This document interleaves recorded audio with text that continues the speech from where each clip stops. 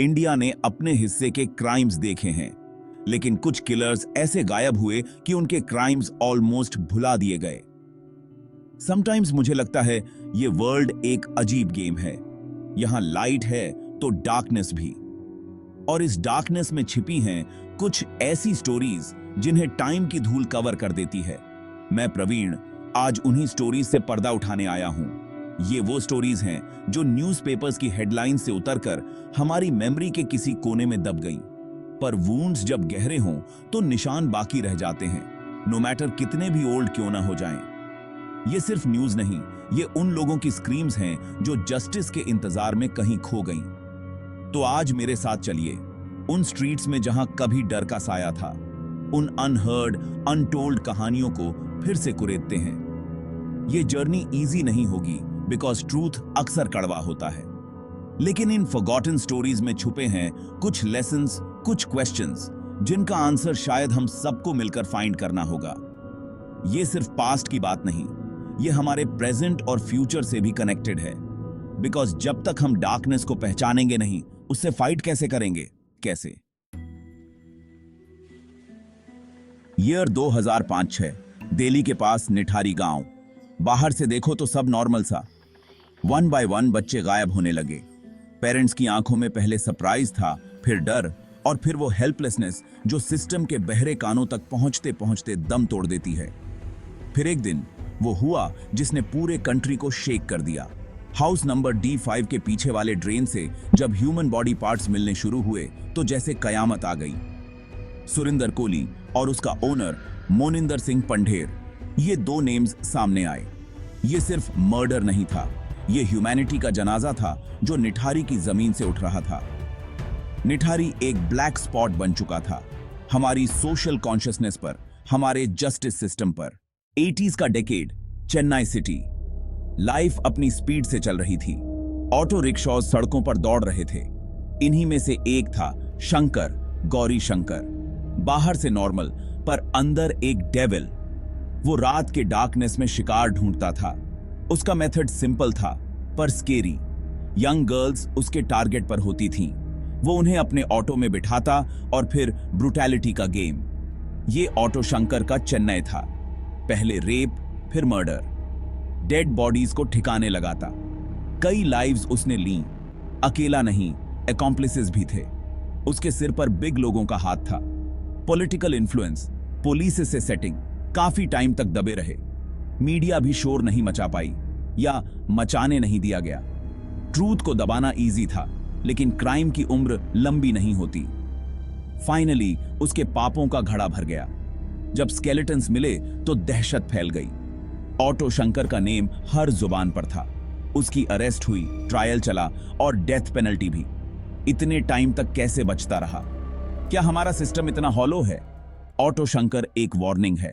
जब हम serial killer की बात करते हैं तो अक्सर मैन का चेहरा दिमाग में आता है, पर केडी केम्पम्मा AKA साइनाइड मल्लिका ने इस थिंकिंग को तोड़ दिया।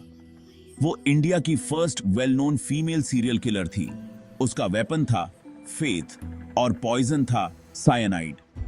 वो उन विमेन को अपना शिकार बनाती थी जो टेंपल्स में पीस और अपनी प्रॉब्लम्स का सॉल्यूशन ढूंढने आती थी। वो खुद को एक रिलीजियस गुरु के तौर पर प्रेजेंट करती, स्वीट टॉक करती, औरतों का ट्रस्ट जीतती। कौन सोच सकता था कि इस केयरिंग फेस के पीछे एक किलर छिपा है? ये वो डिसेप्शन था जो दिखता नहीं पर जान ले लेता है। चैप्टर 4, बियर मैन, मुंबई की रातों का अनसॉल्व्ड खौफ। Mumbai, city of dreams. वो सिटी जो कभी सोती नहीं, पर इसी जागती हुई मुंबई की कुछ स्ट्रीट्स, कुछ पार्क्स ऐसे भी हैं जहां रात के डार्कनेस में डर सांस लेता है। ईयर 2006, मुंबई के कुछ एरियाज में एक अजीब दहशत फैलने लगी। 1 बाय 1 लोगों की डेड बॉडीज मिलने लगी, स्पेशली उन लोगों की जो नशे में धुत पार्क्स में या फुटपाथ पर सो रहे होते थे। मरने वालों के हेड पर हेवी चीज से हिट किया गया होता था और हर डेड बॉडी के पास मिलती थी एक बियर की बॉटल।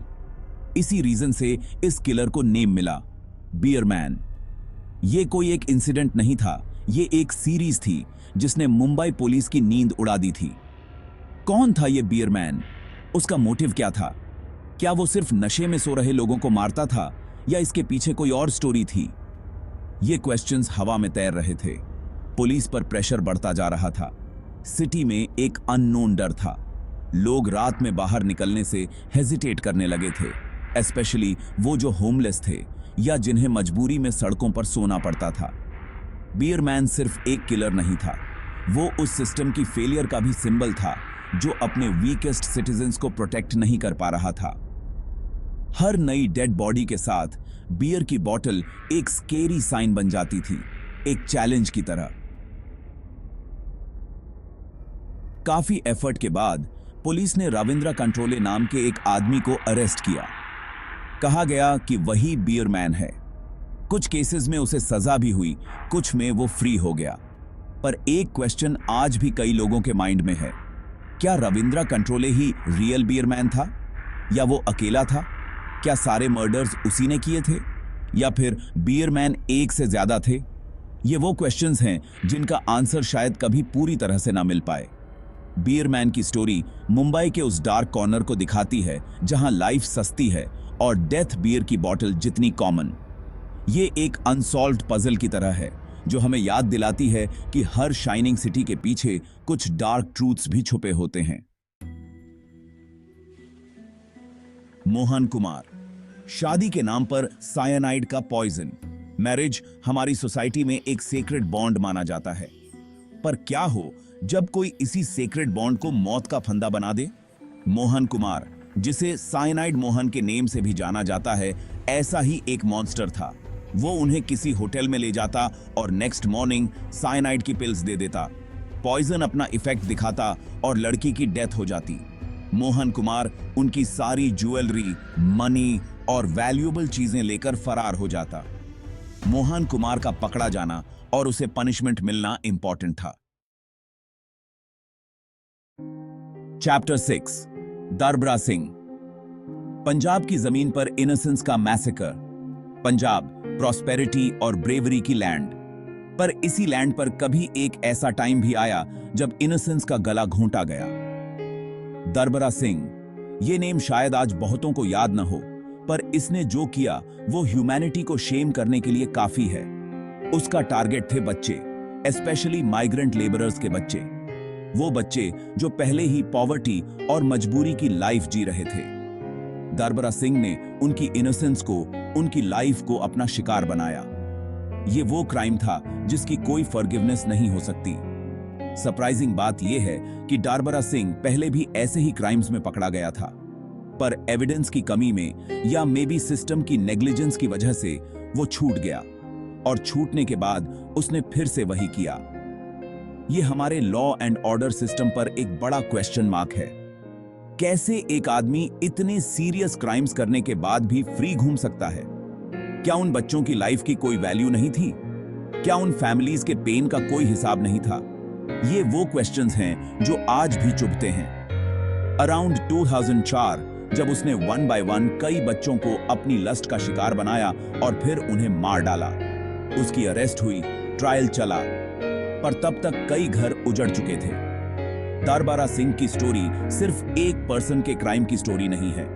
ये रिमाइंड कराती है कि जब तक हम अपने बच्चों की सेफ्टी को टॉप प्रायोरिटी नहीं देंगे, ऐसे मॉन्स्टर्स पैदा होते रहेंगे। ऐसे मॉन्स्टर्स पैदा था। ओट्रो जस्टिस का इंतजार और अनहर्ड लेसन्स। सो ये थी कुछ स्टोरीज उन फॉरगॉटन किलर्स की जिनके नेम्स टाइम की धूल में कहीं खो से गए थे। इन्हें याद करना इंपॉर्टेंट है बिकॉज हर स्टोरी अपने पीछे कुछ क्वेश्चंस छोड़ जाती है। सबसे बड़ा क्वेश्चन हमारे क्रिमिनल जस्टिस सिस्टम पर उठता है। क्यों इतने केसेस में जस्टिस मिलने में ईयर्स लग जाते हैं? क्यों एविडेंस की कमी में या लीगल लूपहोल्स में बड़े बड़े क्रिमिनल्स छूट जाते हैं, जैसा हमने दरबरा सिंह के केस में देखा? ये फेलियर सिर्फ सिस्टम की नहीं, हमारी भी है। जब तक हम वॉइस नहीं उठाएंगे, तब तक ये सीरीज शायद यूं ही चलती रहेगी। किसे डी हा।